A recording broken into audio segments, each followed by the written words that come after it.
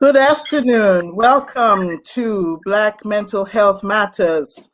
My name is Sista Oloruntoyin, and we are streaming live to 2 Nakechi TV channel, United States of Africa, GPAN platforms, on Twitter via Africa Republic at Alebukan, and on LinkedIn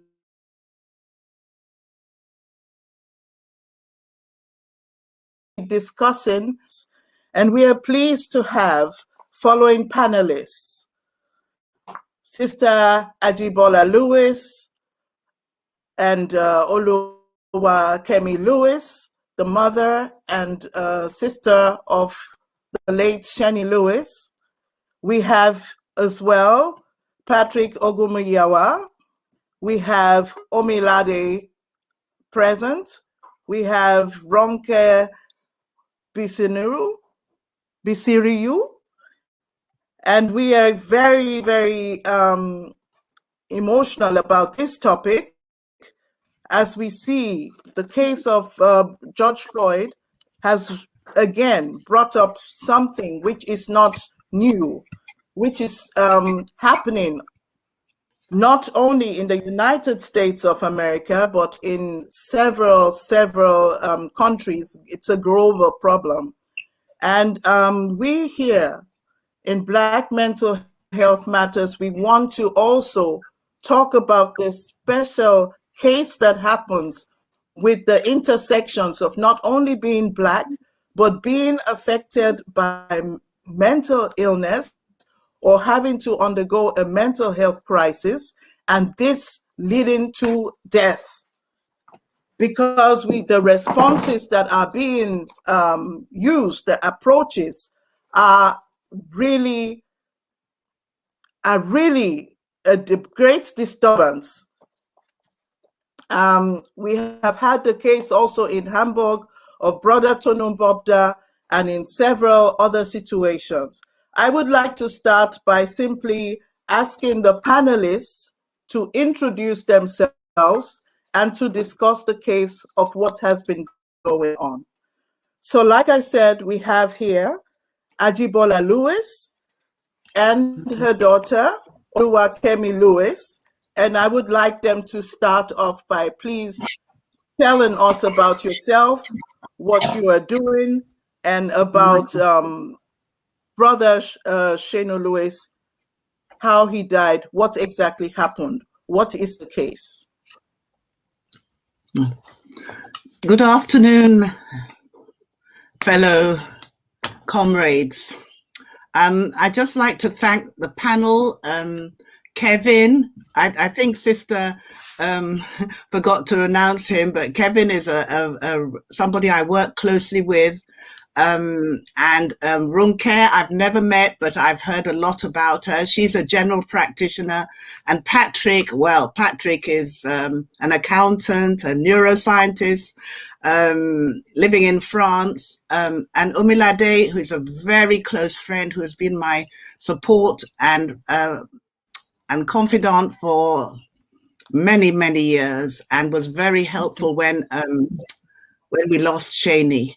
And of course, my dearest daughter, Kemi, my eldest child, who has been a support, all her life, but especially since her brother was killed by police in 2010. Just a brief resume about what happened. Seni was our youngest child. We had 2 daughters, and he was the last born, a boy. He was everybody loved Seni. He had a lot of friends, very popular. Nobody had to tell him to study and do well. Nobody had to tell him what was right and what was wrong. He knew. Not that he always did the right thing, he was a young man, but he had a real heart for the marginalized. He had a real heart for the underprivileged. He was very supportive because I had a brother in a wheelchair who had polio, and he supported me. He was a bit of an adventurer, it made me get him a tarantula to keep in the house. And he, went jet skiing and went way out in Florida wanting to reach Cuba. And I had to tell him that Cuba, people are trying to get out. At that time, this is in early 90s, and not trying to get in, but he was like that. Anyway, this weekend, August bank holiday weekend, he went out to celebrate the end of his master's, and he was getting ready to maybe go to America to do his PhD. And he came back, and he was came up to me and said, "Mum, they've given me something bad, or I've had something bad, and but I'll be all right." And then we noticed over the weekend he became progressively agitated, unsettled, and eventually he decided he wanted to go to the hospital to see what was wrong with him. And you get an idea, maybe they pump your stomach out and you'll be okay. We didn't know, Anyway, we were able to eventually take him as a voluntary patient to a hospital. I'm compacting what happened in a few seconds. And we took him to one hospital, and then they said they didn't have beds for him. But at that hospital, we saw good practice. We saw de-escalation techniques. We saw police who were called, who stood back and watched, did not intervene. They took off their jackets. They talked to him at eye level. They were friendly, they cracked jokes, so we were able to experience good practice at the beginning of the day. But eventually we had to take him to another hospital, which was absolutely chaotic. I wasn't happy. And as we were leaving him, his father, myself, and his best friend were leaving him at 8:30. They had all our numbers. Yes, he's a voluntary patient. We will call you if anything happens. But I talked to my daughter. I said, "Kemi, I'm not happy. I think I'll sleep in the car park." And she said, "Mum, you're tired, come home." So I did go home. And about 10:30, his best friend called me to say, "Mum, there's been an incident. Have they called you?" No, of course, they haven't called me. When I called them, they said, "Yes, please go to the hospital." And when we got there, we found him on life support. And eventually, after a few days, they did a brainstem test and found that there was no activity in the brain. And on the Saturday, September the 4th, actually, we turned off the life support. But, they say his date of death is September the 3rd, when they did the first brainstem cell test. So it was then a long 7-year journey to get our inquest. We were very blessed because we'd moved to a church. My daughter and I had moved to a church just before he died. And we were introduced to somebody, the sister of somebody who had also been killed at Brixton Police Station 2 years before us. And they are big campaigners. So they were able to really give us a heads up, because we had no idea what to do. We had no idea. And so they got us a lawyer through a charity called Inquest, which supports families of loved ones who have died in state custody prison, immigration centers, police cells, and hospitals. And so we got a brilliant lawyer, Rajibat Bat Murphy, and we were also able, which is very important, to stop the autopsy, because what they like to do is do an autopsy as soon as a person is dead. And then they don't invite the families, and they film it, and you don't know what really goes on. So we were able to stop them doing an autopsy on that Sunday afternoon, the day after the machine was switched off. And we were able to get our own pathologist, which we paid for, and he reported to us. So that's really important. A lot of families don't get that. Can I just say there are thousands of families in England. I think since 1996, there have been over 1,000, nearly 2,000 families who have lost loved ones in state custody. So this is not just a little thing. This has been going on for years and years. Since the 1960s, when records have been kept, So, and it really spans across all nationalities, but predominantly in mental health units, it's Black men, predominantly Black men. And I just want to get that. Sorry. Mm-hmm. Sorry. Thank you. Yeah. And anyway, so eventually we got our inquest. We got a successful inquest, jury verdict, saying that the police had used excessive, unnecessary, disproportionate force and restraint and had killed him. Meanwhile, the hospital staff, a doctor and several nurses, were watching the police and were unwilling or unable to come to my son's help. And he was restrained for over 45 minutes by two sets of police officers in two sets, and they restrained him with two sets of leg braces in a prone position on the floor, on your stomach, with like this. One hand was in front of him and one hand was behind, two sets of handcuffs, two sets of leg braces. And when he went limp, when life had finished, really, but they could have resuscitated. No, they said he was faking it. He was pretending. And they left the room, left him dead, didn't do CPR. By then the door locked. They had to find the key to the lock. They had to open it and do CPR. And of course, they do resuscitate you, and you pray that the person is going to come out of the coma, but unfortunately, 45 minutes is quite a long time without oxygen. Long time for the brain to be without oxygen. Yes. And so that's what happened. Well, we're fighters, and we continued the fight. We got the inquest after 7 years, and in 2018 we were able to get a law passed. If you Google Seni Lewis, Seni's law, it will come up. That's not the actual name, but everybody knows it as Seni's law. And this was passed in 2018, and it's actually called the Mental Health Use of Force Units Act. And Kevin has been instrumental in helping us sort out the guidance, because the law is on the statute books, but if the guidance is not, that means you can't work the law. The guidance is the money bit. Is the actual nitty-gritty of what happens. And Kevin has been so instrumental. And I think he will share a little bit about Seni's law in a little while. So really, we continue the battle. That's all you can do. You continue the battle with many friends. We have a loose cooperative of families called United Family and Friends, UFFC. You can go on Google and you can support us. You can donate. We have Inquest, a charity that supports families. They're brilliant, gave us all the advice. Our lawyer is an inquest lawyer.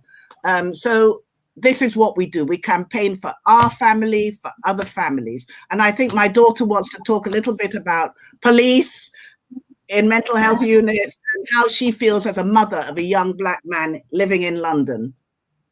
Exactly. Thank you so much. Thank you so much. So, Sister Oloruntoyin Lewis, I'm really very sorry to hear what has happened to your brother.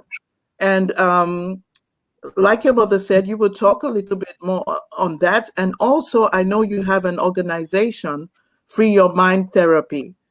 Can you please tell us again what impacts does this have on the family? And yes, go ahead. Good afternoon, everyone. I hope you can hear me. Yes, we can hear you. Yeah, it's Kemi for short. I know Oluwakemi is a bit of a mouthful, so it's Kemi for short.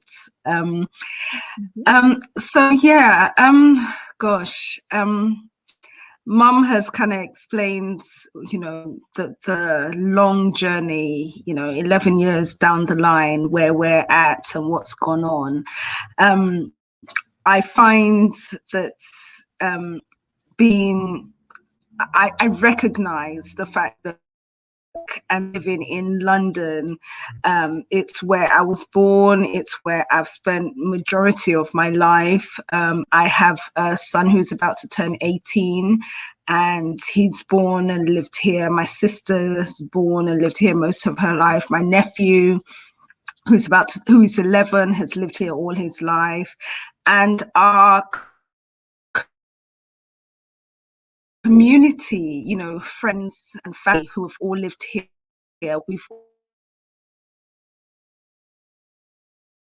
This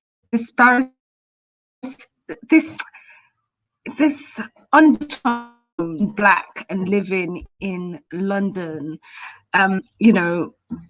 as a parent, you notice it, when you are having to pray on a daily basis, that when your son or your children go out, that, they will be okay.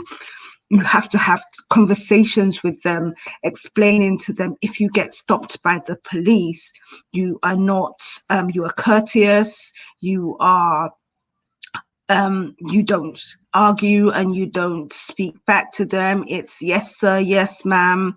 You have to be on your guard, because it is very, it takes a second for something to happen.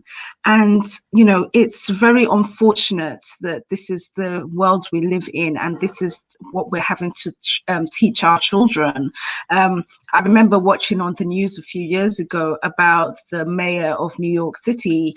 I mean, he's a white guy and he's married to a Black woman, and having to talk to his son about going out and being careful about being stopped by the police. So it's everywhere. But the fact that, this is where we are in life, and it's quite a tragedy, and I feel it's quite a shame that, we are having to have these conversations with our children. But it's a necessary talk that has to be had, and it's a conversation that needs to be brought out into the open and in the community, because that's where the work has to be done. Seni was a young Black guy. It wasn't like he was, a homeless person or anything. He was an educated person. So it was a shock to find that this is where this has happened. This is how it's happened. But it doesn't matter what your background is. It happens to all sorts of people. My son, it's 1,784 people who have died in police custody. That's not only on the streets or in your homes, but it's through prisons. It's through people in hospitals. That's a staggering amount of people and amount of families who have lost their loved ones, and in this way. And you find you're the one under the fence, you're the one who's fighting. There is no support out there, and we have to do better. Number one, the responsibility lies on the community, that we as Black people have to rise up together and work together as one. We can't be divided. We have to work together as one. we have to also have people who are accountable. People like the police. Up to today, there's not been one police officer who has ever been charged with, you know, with anything to do with a police death in custody. Now, if you and I, God forbid, did something, you would see how they would come after us with everything. So it should go the other way around. But there is not one police officer has ever been held accountable. Also, our young people have to be educated to the fact that, listen, all right, and I say this very openly, not trying to ruffle any feathers, but the color of my skin is black. I am fully aware I may have been born in England, I may have a red passport, but I am not English. This is not my country. So if they tell me to go back, hell, I go back. It's, we have to, I know any other country but England, but this is, we have to get our mindset prepared for, this is where we are heading. Because at the moment, racism is taking over everywhere. It's not just in England, it's not just in Germany, it's in the States, it's even when you go back in, you know, we're from Nigeria, there is a certain level, you know, in Nigeria, we have a lot of Chinese. And so there's been, they open a Chinese restaurant, excuse me, sorry, I do have a bit of a cold as well. They opened a Chinese restaurant, and in the Chinese restaurant, you can go in and, but as a Nigerian, all right, you can go in and buy the food, but you can't sit in the restaurant to eat. Now, these are Chinese people in Nigeria. And I'm like, pardon? You're in my country and you're telling me I can't come into your restaurant to eat, but I can do a takeaway? No. All right, so it's there on different levels. So we need to now come together as one and figure out how we're going to educate our young, and we have to rise together as well. It's not that this person is working on their own, this person is working on their own, that person work together as one. We have to be united. We have to be, because they will break us. They will break us if we are not together as one. And the responsibility lies on each and every one of our shoulders. When I go to bed at night, I pray for my son, I pray for other people's children. But it's then when I'm praying, I have to go out and work. As a Christian, I love my brothers and sisters. My brothers and sisters are not only the people that look like me, they are the people who are my next door neighbors, people in the next country, next city, who may not look like me. Whether you're black or white, this cannot be. And we have a duty to be able to, you know, be able to work as one. And at the moment, for me, speaking and having community activities, and then also going into local law enforcement agencies and working with them to be able to do community projects, to be able to do things, to be able to build bridges so that we all can work together as one, whether it's through basketball, music, mentoring. There are thousands of ideas. And to tell the truth, we can't be afraid. They'll say no 1,000 times, but somebody will say yes. So we just need to keep on at it. And I just pray that, you know, us working together is a way in which we can all inspire each other and help each other and pull each other up, you know, to be able to say, okay, you know what, we'll do this together, we'll work together, and we will help open people's understanding, and also educate our young people on the way forward and the way to be able to bring down these numbers and just know how to love one another and love yourself. Because at the end of the day, if you're loving yourself, all right, and you know who you are, it's half the battle won. The other bit is us working together. And if we put them both together, you know, we will be successful. So I hope that kind of explains where I'm at with all of this. Yes, I just wanted, definitely. you know, you always talk about the fact that police, you don't want to see police in mental health units restraining. And you know what, we talk about the big gang versus the little gang. I think you should, you know, maybe. Yeah. Yes, we can come back to that. That's a very important question, which we can talk to later. But first, I'd like to ask Sister Omilade Shirley Martins, who is an African-centered mental health advocate. What is your approach to this problem? First of all, is law enforcement or police, are they the right instance to respond in the case of a mental crisis? Good afternoon, brothers and sisters. Can you hear me? Yes, we can hear you. Good afternoon. Okay. Quite frankly, I am not particularly interested in working with the police and the system. My focus is on community and actually working to prevent us ending up in the system. That's been my focus for a number of years.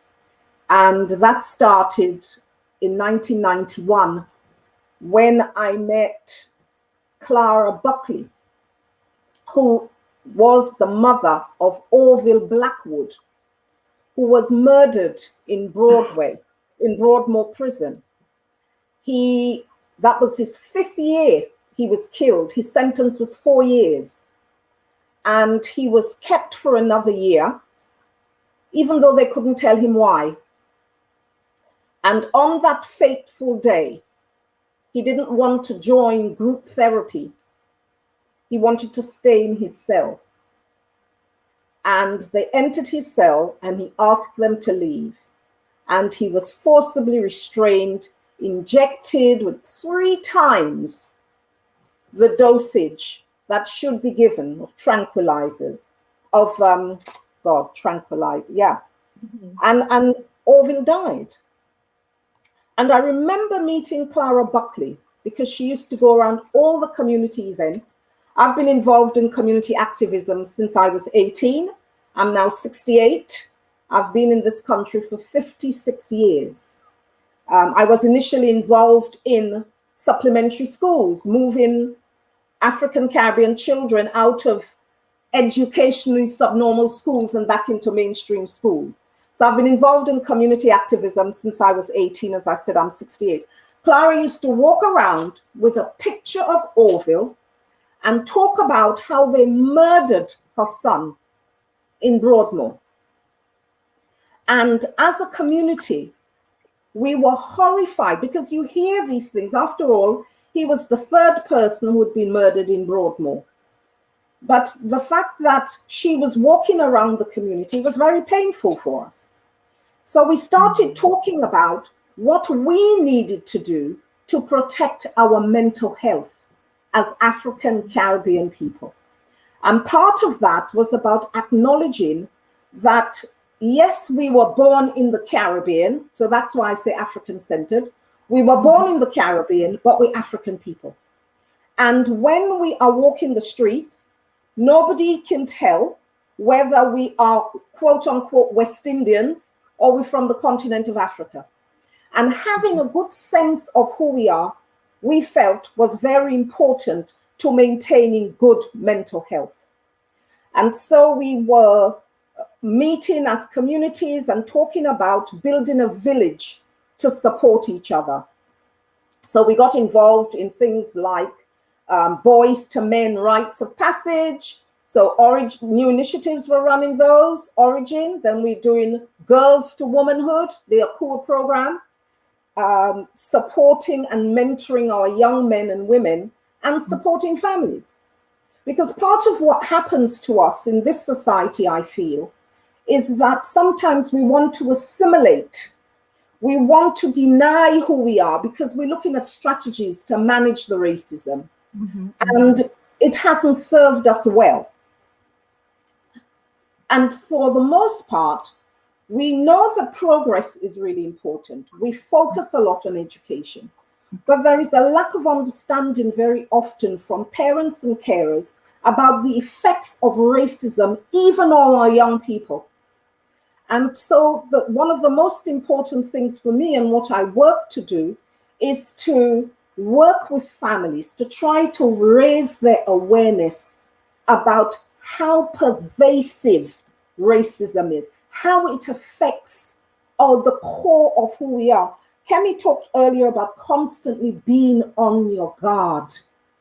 And I talk about the number of masks we have to wear to manage ourselves in this society. The young people call it switching, code switching, I believe. So when you go to the GP and you want to talk about the fact that you're feeling emotionally fragile, you put on one kind of mask because you know that you can get 6 sessions of CBT from the doctor. But what they really want to do is just prescribe tablets. You take that mask off. You go into schools because your children are having a problem. It's a different mask to put on. In every area of our lives, we have to put on a mask. And I think sometimes we're not sure which mask we should be wearing. And we're wearing all of them at the same time. The stigma of mental health that we imbibe as African people is unhelpful to us and our community. So we have to be able to build resilience. We have to acknowledge the racism, and we have to, yes, Kemi, support each other as a community. And not all of us have the brains, the intelligence, the access to the system like Kevin and Patrick and Ronke, probably, and Kemi. I'm not that bright. I take my place in the community. I am happy to work with people, but I don't think my strength is being involved in the system. My experience has been about working with the community. And I have personal experience of how that load that we carry can have an impact on us. I have a niece who is 14, whose mother has been chanting as a Buddhist for so many years, trying to manage her daughter's anxiety. And at 14, she's on antipsychotic medication, for goodness sake, you know? So that's what I do. Thank you. Thank you so much. Thank you. At this, I mean, when you talk, I really feel what you're saying, because here we are dealing already. The mental illness is often a consequence of the racism we have to deal with daily. And then having to deal with this challenge, and at the same time, the stigma in the community, and not even being able to go to the clinic or when one needs safety, to also be in fear when you go to the clinic is a major, it's a major problem. I would like to ask Brother Kevin Ario to step in. Your area is combining not only mental health advocacy, but also justice issues. Please tell us what you do. Introduce yourself. Tell us what you do. Hi everyone. So I'll share my slides in a minute, but just to say that my name is Kevin Ario. I'm a PhD student at the Mental Health and Justice Project at King's College London. I mainly look at mental health law in England and Wales, and particularly how it affects people from ethnic minority backgrounds, and especially Black people. Will be things looking at like sectioning, but also the use of restraint. And yeah, just thank you for having me today. And I especially wanted to shout out Adji and the Lewis family just for all of their tireless activism over the years. It's just so important, and I suppose my role is just giving that more prominence and making those voices feel as loud as possible. So yeah, with all of that, I'll try to share my slides.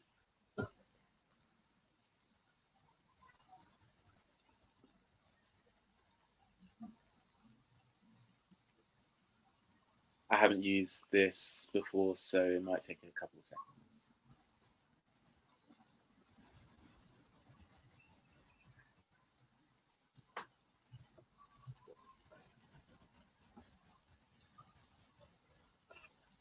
Can you see?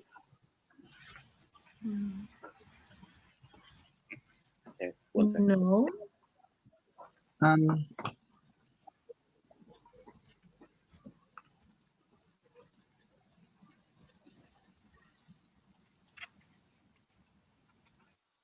Well, yes. I think.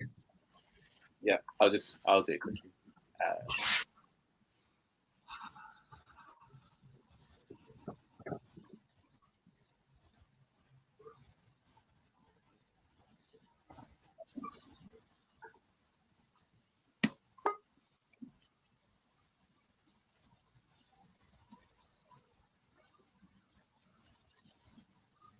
Nearly there.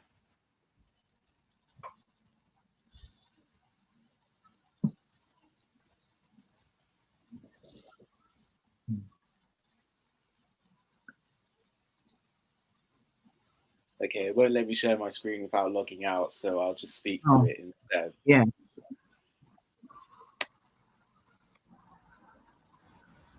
Okay, so first of all, I wanted to talk about the Mental Health Unit's Use of Force Act that I've been working on with AGI. I want to start by saying that it started as a bill, so a bill to produce a set of national law, and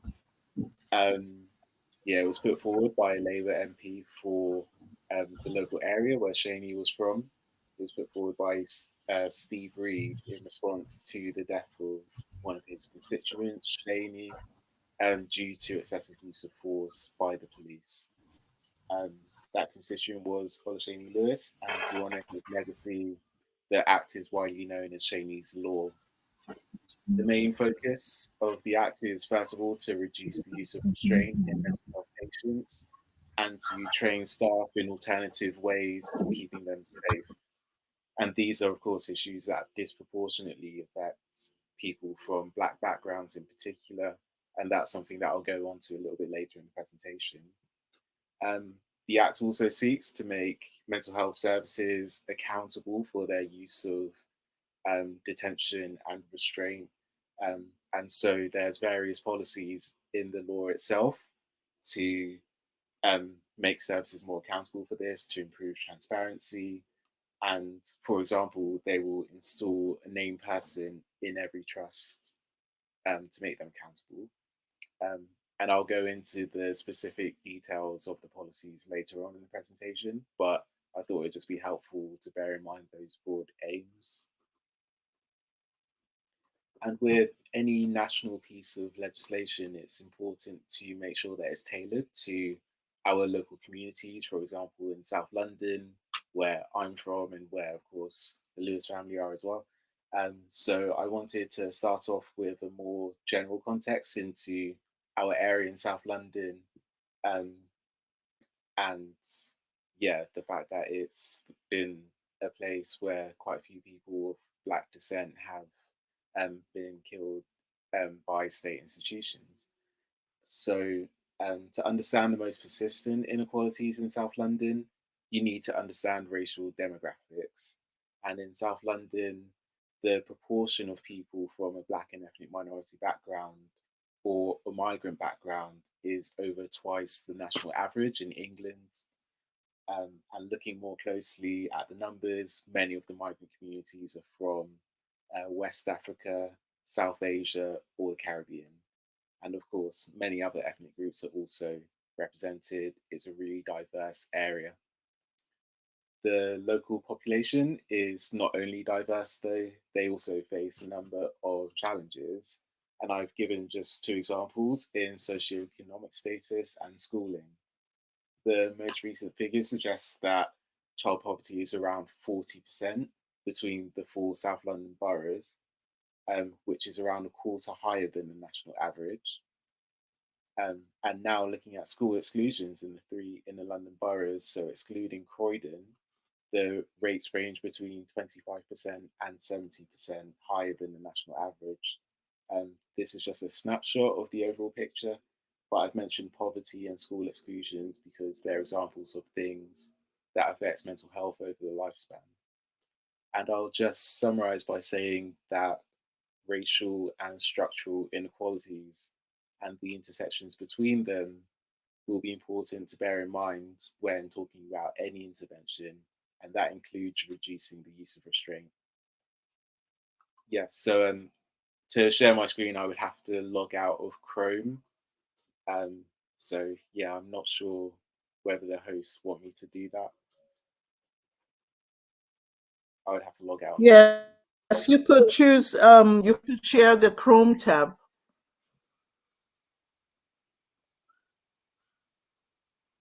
Yes, I had to change my permissions on my computer to do that. So it's saying I have to close it and then open it.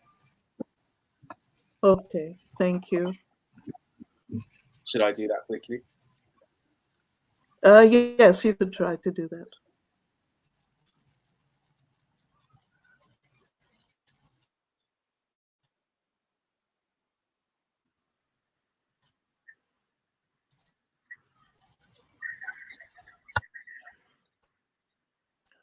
So in the meantime, we have also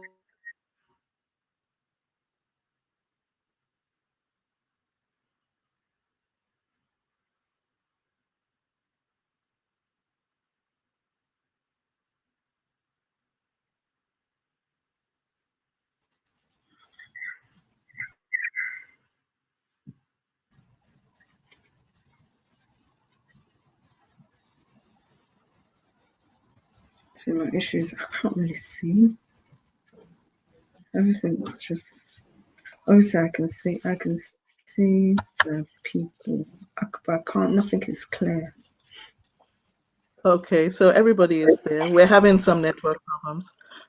Brother Patrick Ogomuyiwa, can you please introduce yourself? Back.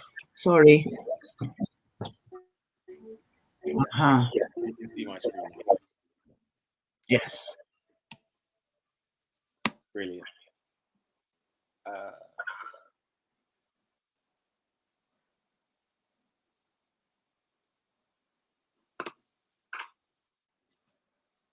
Right, can you still see the screen?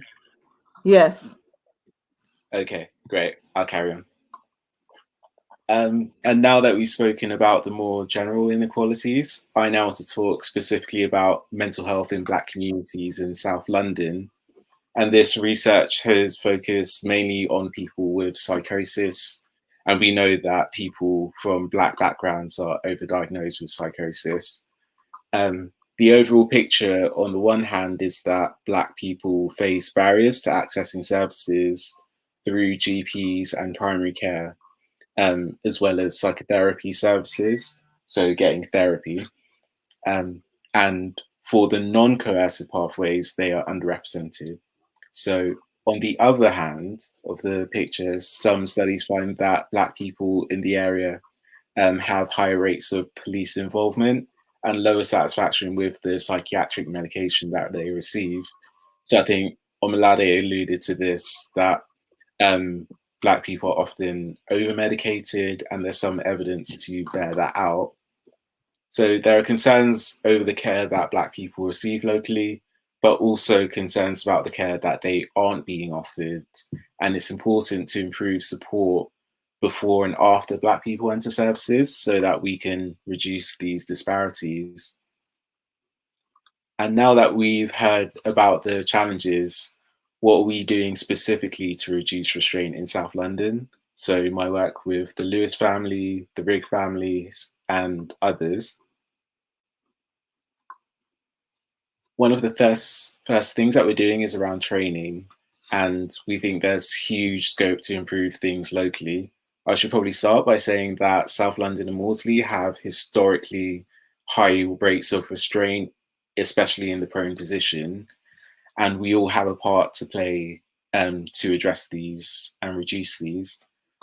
One aspect of Shaney's law is acknowledging that people of Black African and Black Caribbean descent are being detained much more often. So I've done research on this, and the rates are around 3 to 4 people of Black African and Black Caribbean descent being between 3 and 4 times more likely to be detained involuntarily to a mental health institution. But we've noticed that there are many clinicians in South London who don't know what happened to Shaney or what happened to other people who died by restraint, such as Sean Rigg. And this in itself, I personally find quite striking. And it's a major barrier to appreciating just how impactful restraint can be, especially on the families and the wider community. So, for example, we want people to question why the staff didn't feel able to intervene when 11 police officers were called towards Shaney. We want to be proactive in our training. One of the things that we'll be doing is co-producing a course with AGI, and that will be called Shaney's Story, to explain many of the events and the real impacts that these have had on families and local communities. I would just as well like to raise an interesting piece of research that came out of George Floyd's killing, which was they found that mental health in the Black community in and around George Floyd's area was directly affected after the killing of George Floyd. So it is something that affects the Black community on a whole. There is evidence for that. And the last part of training is we want to review the clinical training. And in doing that, we started to engage with stakeholder groups, so current staff, trainers, people with lived experience, their carers and community members, and visits to other trusts. That's mainly being led by my colleague, Lewis Beams, who is leading on this. And now, in talking about information provision is another thing that we think is really important. And there are two sides to this, really. There is monitoring the data. So that's a very important question, but it's also very technical. That's really to make sure that we know what is going on, that if there are inequalities, we know about it, and we can know like when we're doing better on it, so we can set solid, tangible targets. But there's also the information provision side, which I think is equally important. And it's really about addressing some of the mistrust between services and the local community, and making sure that we are being as transparent as possible, and also maximizing the amount of choice that patients have and that carers have in their involvement in mental health, really underlining that mental health is best cared for in the community, not in institutions. The key question here is, how do we provide information around restrictive practices to people in the community? And I think that means working both with people who have never been in the mental health system, as well as those who have already been in the system, even if they've had bad experiences of care. We've been thinking about how different people prefer to process this information.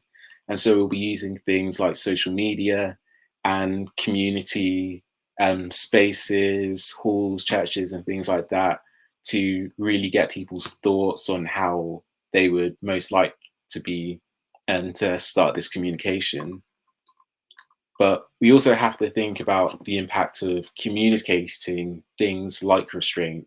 This means mental health services being open to be challenged and having to reflect on why it is that mental health services might see things differently to the communities. It really has to remind us of the impact of restraint on families, even when professionals consider these practices to be necessary.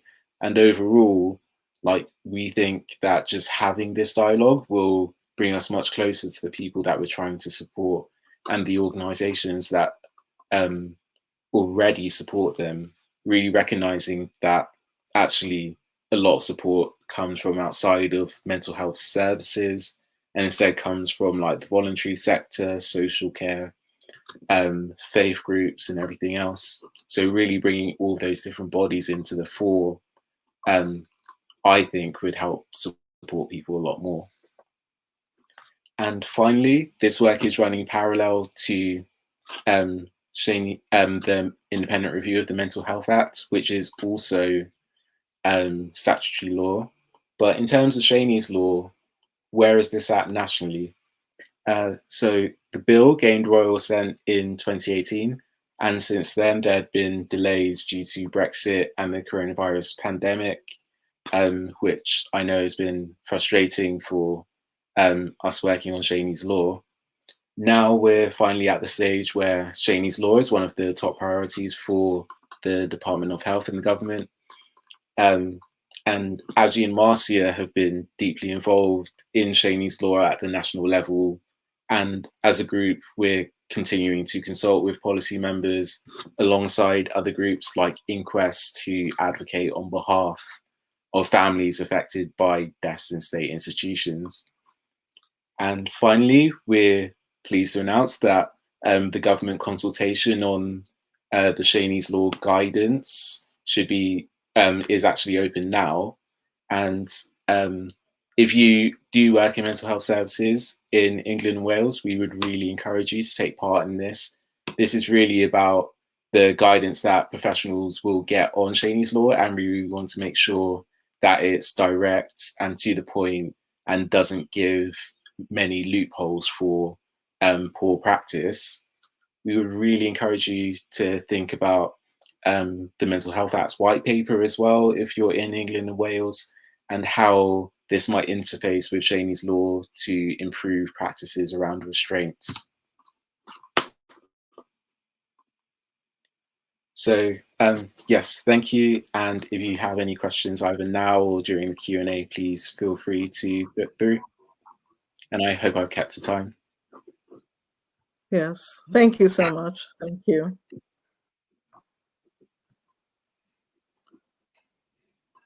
Okay. So you said something which was very striking. You said, how do we take the mental health issues, addressing mental health issues should be, the care should be in the communities and not in the institutions. Now we have Brother Patrick Ogomuyiwa, who is part of Colorful Minds. Could you please tell us what you do? Yep. Introduce yourself and tell us what is Colorful Minds. Can you hear me? Yes, I can hear you. Fantastic. All right, good afternoon, everyone. Thanks very, very much. It's been very, very interesting to hear, Aji, your story, which is very, very tragic. I'm sorry you've had to go through that, experience that. And Kevin and, sorry, I forgot your name, Olamide, to hear the stories and the inputs and parts that you play in the community in trying to make things better. I've got a slide presentation to give also now, so I'm just going to try and put that up on the screen. Hopefully that should work fine. Which is just to give you a bit of a background to Colourful Minds. I'm here representing Colourful Minds along with Ronke, who will speak later on. Hopefully you can you all see the slides? Just as a question, can you see my slides now? Yeah, yes. Slide. Yeah, so I'll just give you a bit of a background to myself. My name is Patrick Ogomuyiwa. I am temporarily the charity lead at the moment. And I've been working with the organisation to try and get it set up.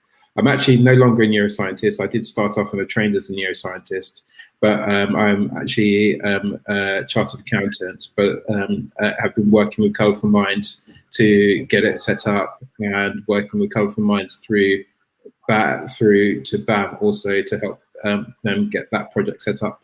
And I'll tell you more about both of those things now.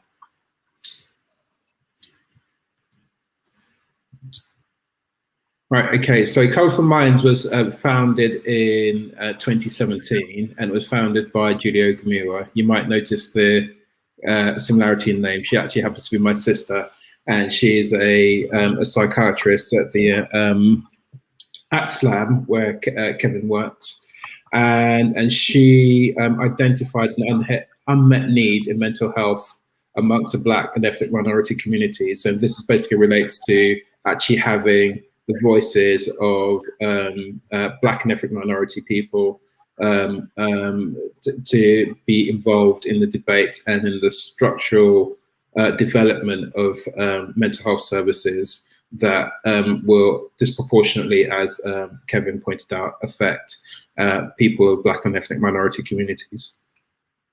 The charity actually started off by delivering mental health workshops to schools, in schools and churches. So basically actually work in the community to devise some workshops to help break down stigma with mental health and to provide help and understanding for people about mental health and mental well-being, to help move things along. And it started off as a voluntary-led organisation, and has steadily grown, and recently this year, in March this year, became a registered charity in the UK. So what does the charity do? So the charity is basically, it aims to be an ambassador for mental health and mental well-being, both in and on behalf of the Black community. So what the charity aims to do is effectively engage it as a conduit for dialogue between the community and mental health services to help develop and have better outcomes for people in Black and ethnic minority communities in all areas of mental health. Why is it that we're needed? So I think Kevin has pointed to some of the issues in his in the slide that he gave there, but I'll just give some other points that we've identified also, which is that Black people are less likely to, Black and ethnic minority people are less likely to present to mental health services through their GPs, which is the traditional route that most people present to mental health.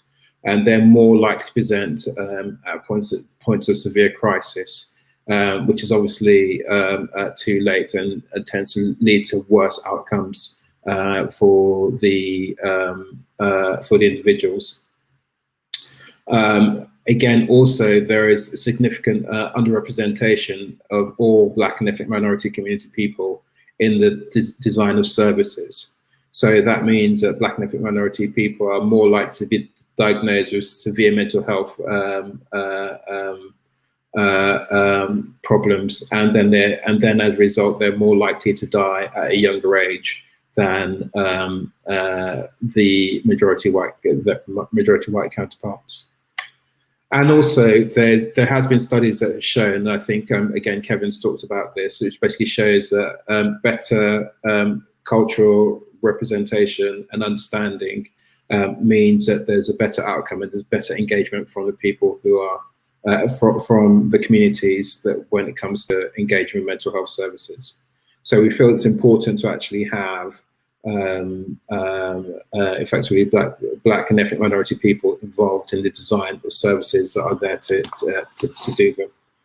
And finally, we also see an important role in actually effectively developing the future pipeline of talent for these. So effectively encouraging Black and ethnic minority people to get involved in mental health service and mental health and general health service design, so as to help shape the services that are there to serve our communities. Yeah, because we believe that, you know, if you have people there at the table that represent you, then your needs are more likely to be taken into consideration. So just to break down what it is that we do. So we have 4 areas that we focus on as a charity. First is advocacy, advocating on behalf of Black and ethnic minority communities with mental health services is one of our aims. education. So we aim to educate Black and ethnic minority communities and professionals in mental health about mental health and mental well-being and the reduction of stigma around mental health. So we believe that having people talk about their mental health and mental well-being more in the communities will hopefully mean that people are less likely to end up in crisis, and therefore reducing the number of people that end up in severe crisis when it comes to mental health. Thirdly, we want to get involved in undertaking and working with community partners to do novel research in the area, so as to support the advocacy and the educational objectives of the charity. So the aim there is basically to make sure that we are meeting people where they're at when it comes to talking to them about these subjects, and these subjects that affect the community, and how mental health and mental well-being services affect the community, and how those are designed and work. And finally, volunteering. So Colourful Minds is a volunteer-led organisation, and it aims to recruit from all sectors and all walks of life suitably engaged and qualified professionals to help us to deliver what we deliver. So whether that be people with a legal degree to help us with legal advocacy, or people who are trained psychologists or psychotherapists to help us deliver some of our clinical work, or researchers, or people that have experience in community outreach, or to help us deliver, to help us do what we do better.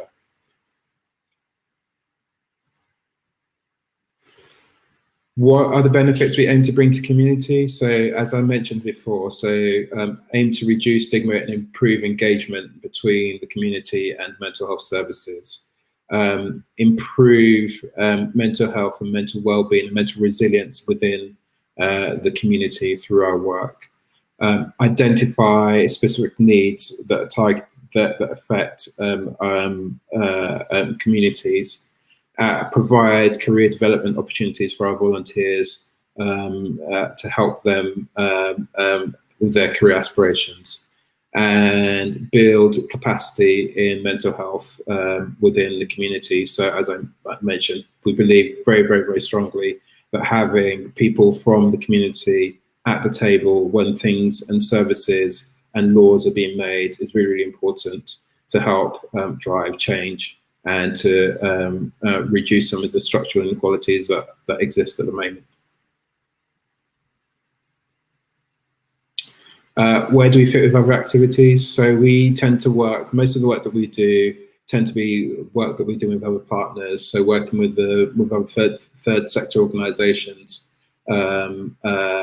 or other volunteer organisations, or people with lived experience, to help develop our outreach services to the community.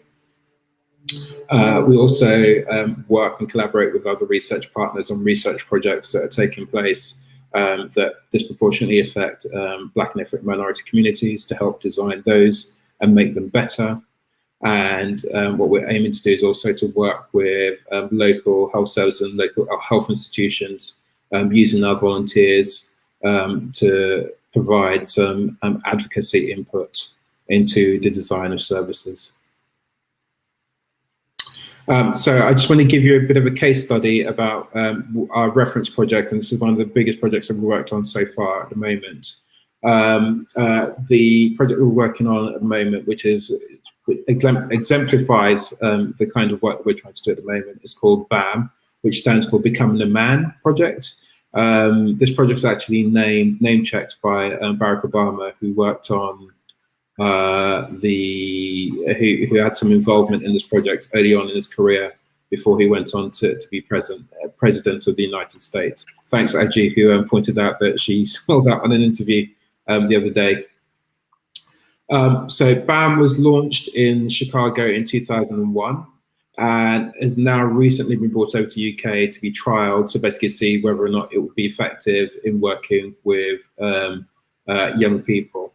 It seeks to work with young men between the ages of 13 and 16 in deprived communities. And what we're trying to do in the UK is basically deliver a culturally adapted, a program that's been culturally adapted to the UK setting. So rather than actually just taking something from the US and transporting it here, what we've tried to do is basically working with the Mental Health Foundation, who's a lead partner on this, to culturally adapt that to the UK setting and move that forward. The project aims to provide young men with a safe space for them to have open expression and receive support from their peers to build their sense of belonging, with the aim of basically trying to reinforce and develop their mental resilience and their mental health, so as to avoid them having problems with mental health, mental well-being, interactions with the criminal justice system later on down the line. As you said, the aim is basically to help the young people make better choices that will prevent them having negative outcomes, which again speaks to what Kemi says. We've all been in that situation where I think growing up, we've had our parents reinforce to us how disproportionately we are affected by these things in the community. And I think what this program is aiming to do is to work with people who are, some of whom are in very, very vulnerable situations, to give them that space to be able to develop and move forward. The project aims to use a range of mental health therapies and approaches to work with the young people, and it's usually done by counsellors, all of whom are from ethnic minority communities, working with the young people, because a majority of the people on these workshop groups are actually from ethnic minority communities at the moment.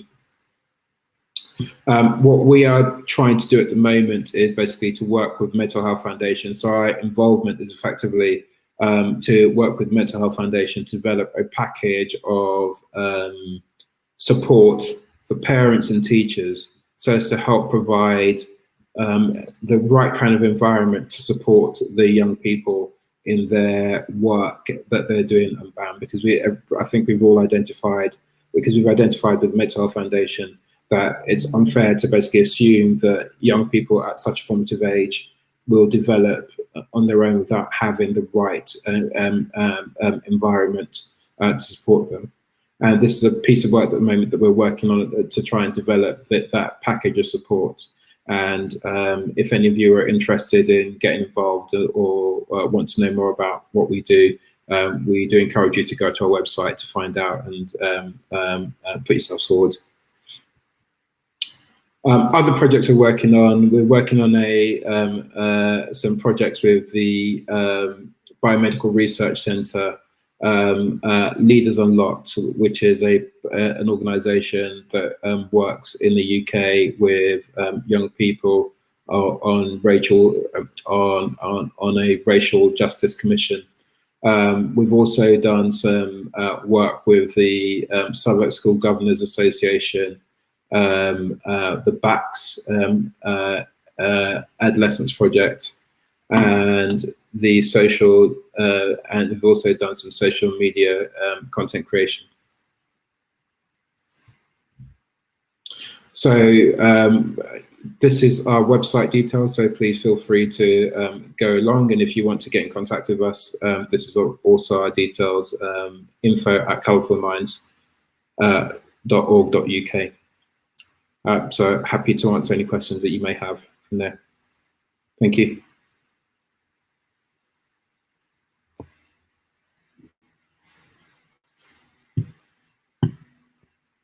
Okay. Thank you. Thank you. I would like to ask Sister Ronke Bisiriyu to please expatiate on that, on how Colourful Minds is able to involve the families in building trust in receiving mental health services.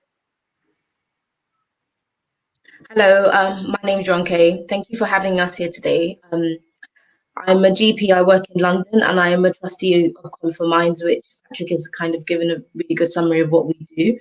I echo a lot of what the panelists have said in terms of about the representation and education and how important a role it is to pull together and to try to kind of get to the stage where we are preventing rather than getting the stage where we're talking about, unfortunate cases that like Seni, what's happened, and getting people before they get to that stage and educating the community. So one of the things that we do try to do is have these workshops, and part of BAM is creating these workshops for parents to kind of learn a little bit about mental health, because I think there's a lot of stigma in Black and ethnic minority communities talking about mental health, and that prevents people seeking help early and knowing what kind of help they're entitled to. And unfortunately, the playing field isn't level.